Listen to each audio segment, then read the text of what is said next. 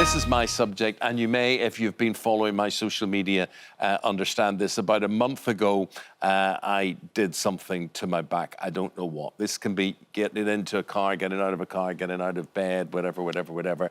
I've got an MRI scan, but the trouble is everything closes down for Easter. I haven't got it analysed yet. But what I do know is I can't sleep at night. The pain is absolutely worse at night.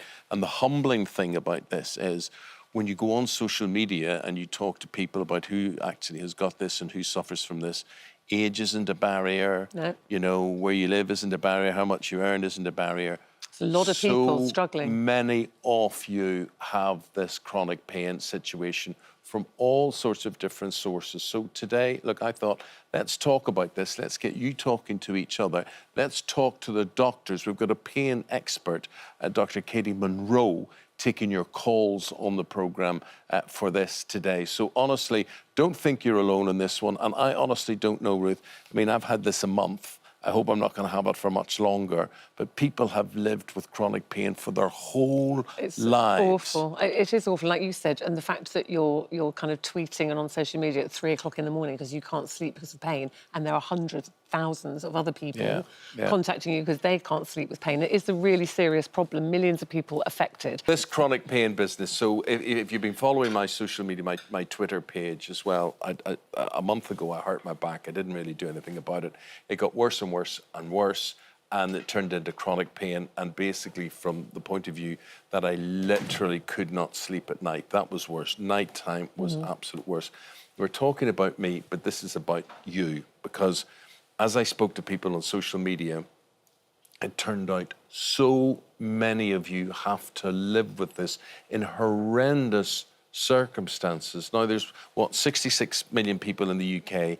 About a third suffer from chronic pain. Isn't it? That is a lot. Now, listen, there's a phone number going to go up on your screen now because we're going to be doing a phone-in on this later on. That's a very big hanky there, isn't it? It popped up. It's popped up, it's crept up there. So there it is, the number on your screen there. That's the chronic pain clinic we're going to be doing with a chronic pain specialist who you're now going to meet. And she is Dr Katy Munro, together with our own Dr Philippa Kay there to talk about this. Guys, really appreciate this. And Philippa, if I could start with you, I suppose when someone gets a pain, the first port of call is their GP. Is that the way it should be, or what way do you see it? We are always your first port of call. And actually, there are lots of pains and things that we can manage. And when we can no longer manage as GPs, and when you're not managing together, at that point, we can refer onwards. And who we refer to depends as to what we think is going on, because chronic pain may have a physical cause, but it may no longer have a physical cause. So if, for example, we think that your pain is related to arthritis, we might start off by sending you to a rheumatologist, but you might end up at a chronic pain clinic where we're treating the pain itself as opposed to wherever we think that it might have originally come from. Well, I'll tell you what I think through talking to people happens. They go and see the doctor, they say they have a pain, the doctor says, here, have a tablet, but don't have too many tablets because they don't like you to have too many tablets.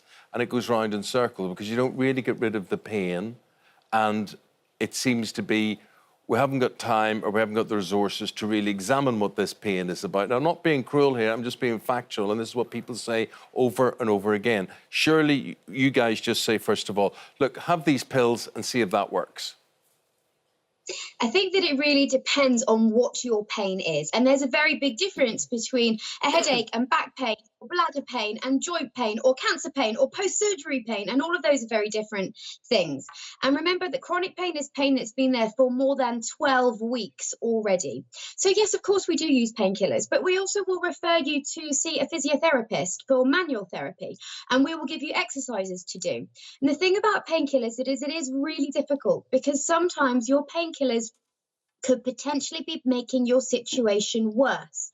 And there's a condition called paracetamol overuse headache, where the paracetamol is involved in the problem. And what GPs do and what all doctors do is we start to climb our pain ladder, and the medications get stronger and stronger and stronger, and they become more addictive with more side effects. And the patients often say, but I'm still in pain.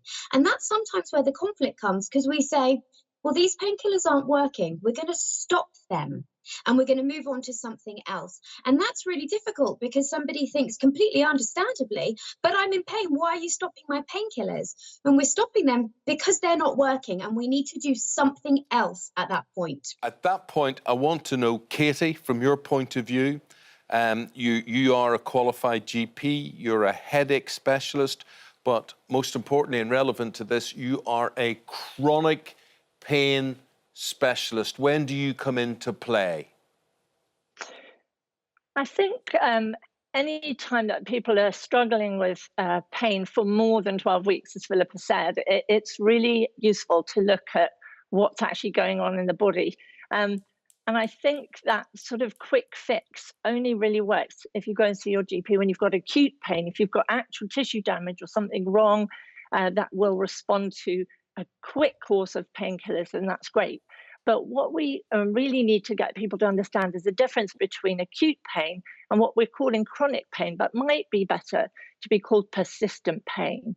And that's when your body's alarm system, because pain is basically a protective system for your body, if that gets oversensitive, then pain will go on and on, even when the original injury has repaired and healed. So pain, which is persistent, is not necessarily linked with damage to the tissues. And that's when we can get involved to try and help people understand what the mechanisms are and then suggest some ways around it.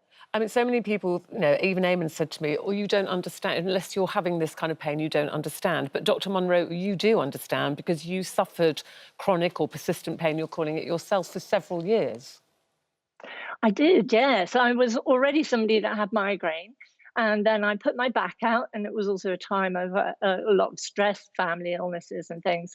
And suddenly I had whole body pain.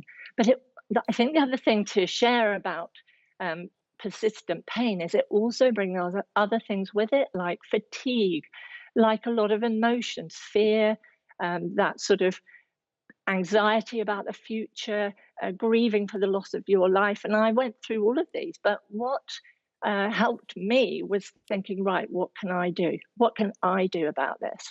And so I really basically educated myself and tried all sorts of different things. And so I guess my message today is to people who are having persistent pain is find out about it, understand it, and then you will find ways forward which are for you the right way forward. And it's really not about just having another tablet or having more tablets. And we see in the migraine clinic, we see a lot of people with what Philippa was describing, which is medication making headaches worse, and medication overuse, particularly for people with the genetic background of migraine, can often make pain worse. So it isn't all about painkillers. Philippa, I'm looking through my tweets now today, and the really heart-rendering stuff is people literally talking about being in tears, crying. And pain to a lot of people seems worse at night. Sometimes they can get through the day, and people often think, oh, rest would be good, go to bed, or they're lying in bed. And that seems to be when it is at its worst. What would your advice be there? Nighttime is incredibly difficult, and we lose the distractions of the day, and we lose the support systems of the day. And as everything else quiets down, essentially you focus more internally, and that means that you focus more on your pain. And it's also incredibly lonely in the middle of the night. And the first thing that I would recommend is how, if you know that that's going to happen, what support can you put into place? For example, there are free evidence-based pain meditation and guided mindfulness techniques that you can try at night? Are there certain positions? Are there certain pillow supports? What is it that can help you in the middle of the night that isn't necessarily painkillers themselves, though they do have a role, and we use different kinds of painkillers and different techniques. But it's a really important part of any pain management clinic will be the pain psychologist, because how we think about pain and changing how we think about pain can really help us manage it better, especially in times of crisis like the middle of the night. And all of those support forums are still active at night. And as you found on Twitter, lots of people are responding because there is a whole community of people out there. And as I talk about a lot, we can do hard things, but feeling supported and part of a community really helps us. So please do reach out. There are lots of pain support networks available to get some support. Well, thank you, Philippa, for that. Really appreciate what you've had to say. So complicated, so complex. And indeed, there I was watching Line of Duty last night, and Detective Steve Arnold, of course, he is taking painkillers galore because he's got this back pain. He had a back, he had back problems, didn't he? He was beaten up, wasn't he, in a stairwell? Yeah. But as Philippa said, that's the danger, isn't it? And you totally understand it because nobody wants pain. So you take the painkillers, think, oh, that's a bit better. But when they wear off, the pain's back. So I understand what she's saying is like, if the pain is still there, then the painkillers actually aren't working, are they? As in cure, and the thing is, I think it's very cause. important if you live with someone, if there's somebody in your house that they understand what you're going through. I mean, understandably, Ruth doesn't like painkillers for anything, a headache or anything. Really, I mean, I will take them for a headache, but I try not to. But also, it's very hard to watch the person you love in so much pain when you feel very helpless. You can't really do anything. But if the tablets help me, why wouldn't you let me take them? Because then I would worry about you taking too many of them. So, so it affects your partner, it affects the family, doesn't it? You can't join in things.